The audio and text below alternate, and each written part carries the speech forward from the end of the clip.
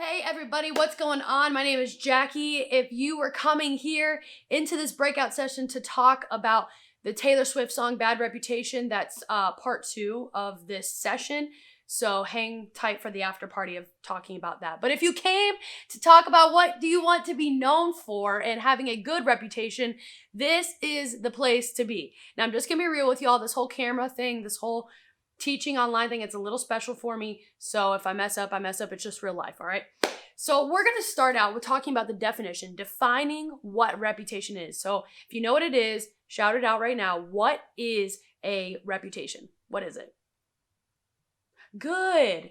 Well, here is the Google definition, all right? It is the beliefs or opinions held about someone. The beliefs or opinions held about someone. Now, how does someone start to believe or have an opinion about you? Like, how does that form over your life? How does that work for you guys? How do we start that? It's simple. It is what you do consistently on a daily basis. Crazy. The things that you talk about, the conversations you have, the way that you dress, the way that you show your body language. How do you respond to certain things when things don't necessarily go your way? Those are all the creating of your conversation. And all of these factors play into building your reputation over time. These are things that you will be known for starting now. Since you were at birth, you start building your reputation throughout your whole life. Kind of like Harriet Tubman. Now, if you guys know who Harriet Tubman is, or you don't know yet, it's probably because you haven't reached the high school age of class in English, and you'll read a ton about her. But she was a phenomenal lady that kind of went countercultural with everything that was being taught at the age and the time frame and period of her life, and went total opposite and took a stand for something that needed to be stood for. She literally left the family that she was being a slave to save and bring all these and start the Underground Railroad and bring all these slaves and help free all these people. And usually people who stand up for what is right have a reputation of boldness, right? They have a reputation of boldness. They are the people that are not settling for the norm things of life, the norm. You know what I'm talking about? They're the people who go against the current of culture. They're the people that will stand out inside of a crowd. Kind of like, these are some things I wrote down, kind of like some Disney movies, okay? When I was thinking of courageous times, people who stand out, I was thinking of Disney movies, kind of like Nemo. Like if Nemo never swam off the end of that wreath or whatever it was, the wreath, that's Christmas, reef, then his dad would have never found Australia. You know, there's so many things that go on with Story Nemo. Next one, Aladdin. Hello, if he never would have took his chance, you know, finding this magic lamp, meeting the girl, and then he ends up becoming the prince. How does that happen?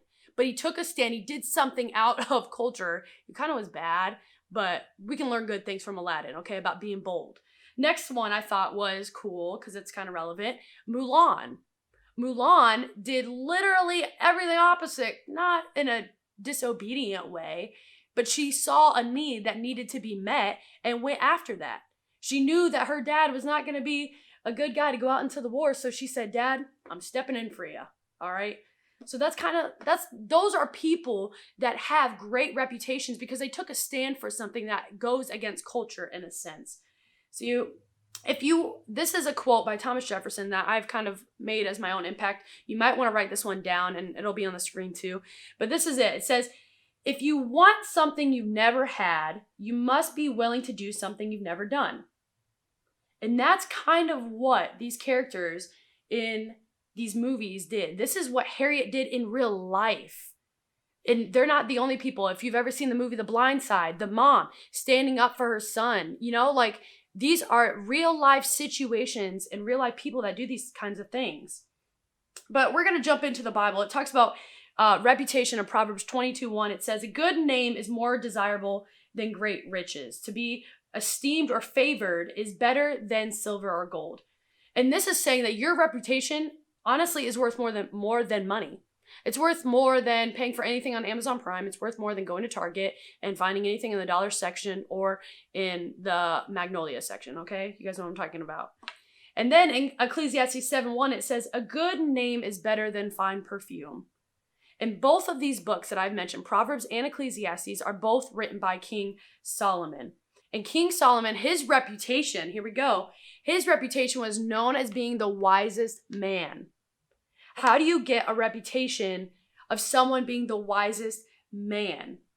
How can we trust that he was? How, honestly, if you think about it, how do we trust that Harriet Tubman was who she says that she was? How do we trust these kinds of people? But you know what you have to look at is you have to look at the things and the characteristics that they do consistently. What kind of was King Solomon, what kind of things did he do that you can read about in the Bible that prove that he was a wise man? With Harriet Tubman, how can we know and prove that, she was bold? Because now we read about it in our history books, So how do we gain a good name? I've kind of mentioned a little bit. How do we gain a good name? How we gain a good name is by walking what we talk. But we have to make sure what we are talking is actually good stuff, so that when we are walking the talk, but we're walking the talk that is good. A character in the Bible that talked the walk and did the good talk, walk, talk, good. It was all great. And I thought we should talk about is Joshua. Joshua now was Moses' sidekick. For the 40 years that Israel was wandering in the desert, he was Moses' right-hand man. He was his little sidekick. And then once Moses died, Joshua came in. He became the new leader of all these Israelite people. He was in charge of everybody. And he had to be the one to listen to the voice of God. He was pretty much a bridgeway between all these Israelites and where they needed to go and what God was telling them to do. But let me tell you something about Joshua. From the beginning, Joshua did not question God. He just did what he was told. You can read about it in the very ending of Exodus and Deuteronomy, going into Joshua, the book of Joshua. You can read that literally God tells him all these things, and Joshua doesn't say, "Are you sure, God, this is what you want?" No, he just automatically does it. He walks what God is telling him to do. So he was known, because of him walking the talk in that sense, he was known as a loyal and faithful person to God. Everything Joshua did, he was told by God to do certain things, to go certain places, to defeat certain people, and he did those without hesitating. When God told, just a couple examples of Joshua. Here we go. When God told Joshua, "Hey man, I need you and all these Israelites to go walk around these big massive walls 7 times. And on the 7th one, I need you to just scream at the top of your lungs and the walls will fall down." That's kind of weird and kind of crazy, right? Yeah, let me just go walk around this church building, that is worshiping Satan. Not a church building, but just, a building in general that's worshiping Satan. And if I scream on the 7th time, they'll all fall down. That sounds kind of countercultural, right? We would think that that's kind of crazy. But you know what? He believed in God and he was loyal and faithful to God. So they did it. And then what happened? We read about it here in Joshua. The walls came tumbling down. And then when it came to the end of Joshua's life, this is where I feel like Joshua, you get to your old age. I don't know if you guys have grandparents, I'm sure. But I know when my grandma, right before she was about to pass away, she got a little bit more sassier.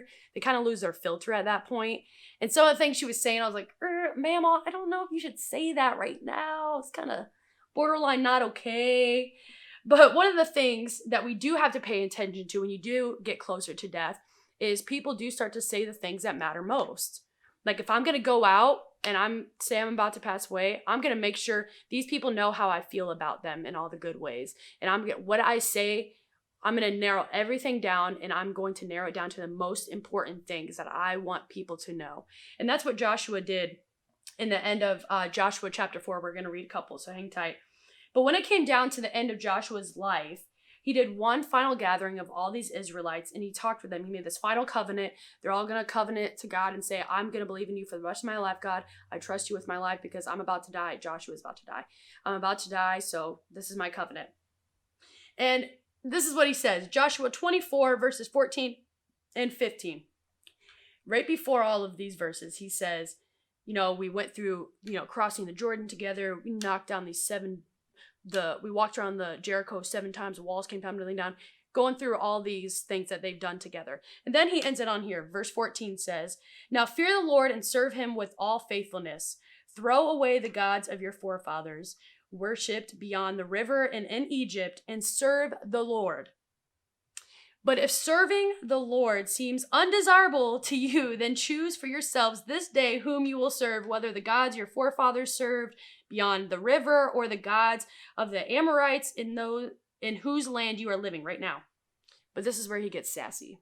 But he's telling truth. He's saying the truth, okay? He says, but as for me and my house, we will serve the Lord. So out of all those things, you can choose. If you want to serve all these gods that aren't really gods, you know what? Me and my house, we are serving God, regardless. Regardless if it's countercultural. Regardless if I have to walk around a place 7,000 times. He's giving them the choice, as you and I do have the same choice. He's saying you can serve God or you can serve anything else that's not God, really. He's saying if serving God seems undesirable to you, then choose yourself who you're going to serve, and everybody else is starting to do that. But sorry, for me and my house, for me and my family, we are going to serve the Lord.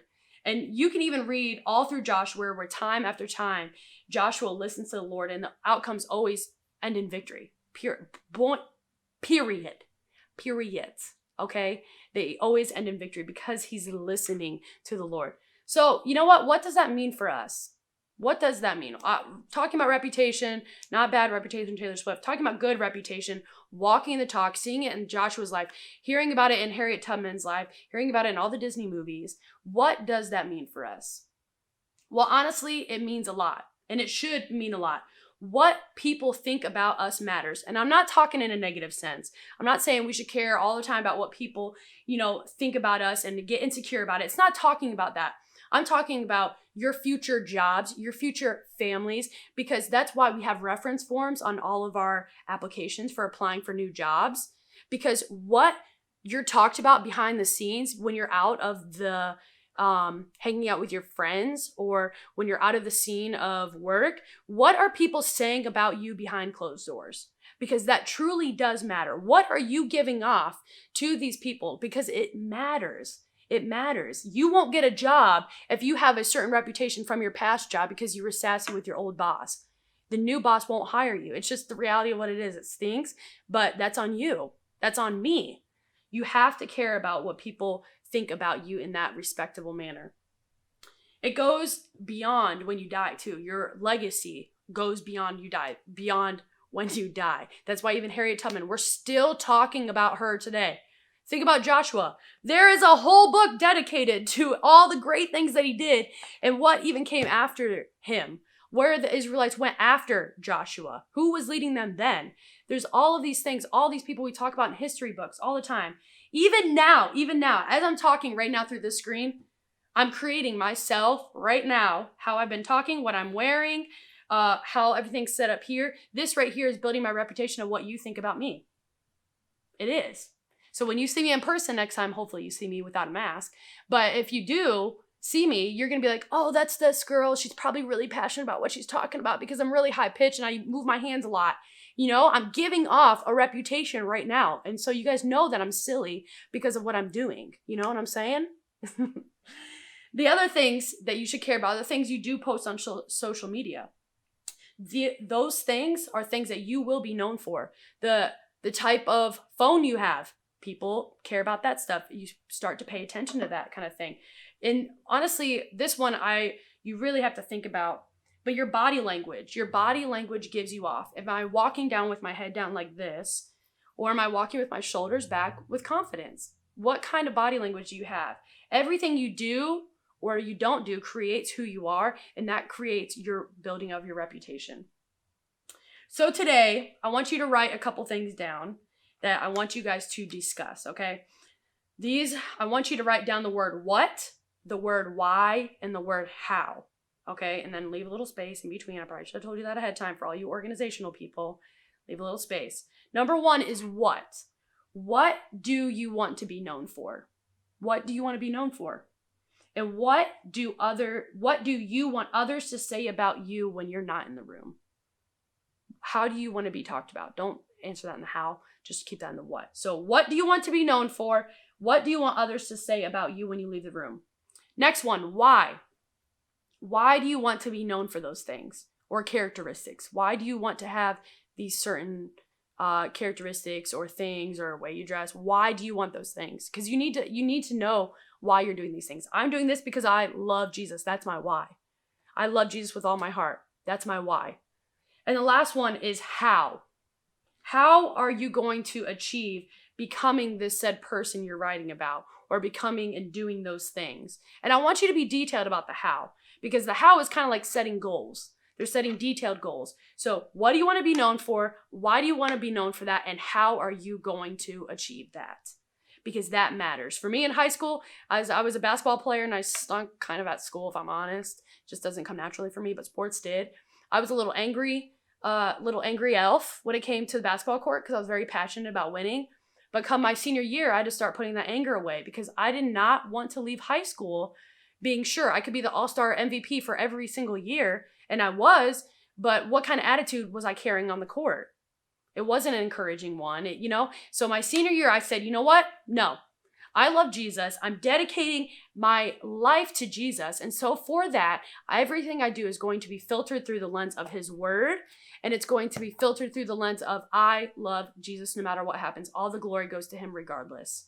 So even if I lose, glory goes to him, and then I can cry about it in my room later, Is the reality. You have to think about what you want to be known for. When you leave states, when God calls you overseas, what are the people in the states talking about with you, And honestly, answering these questions, so hang on to these questions, because these questions will create what kind of talk you are going to have, and then what kind of walk you're going to be doing. So if you're creating a good talk, then you will walk a good walk. But if you're creating a bad talk, you're going to probably not do so good at walking. You'll probably trip and fall or something ridiculous like that. So what we actually do, what the talk, like Joshua, like Harriet, like Martin Luther King, all of these things matter. Walking the talk, looking at the consistent things you do matter.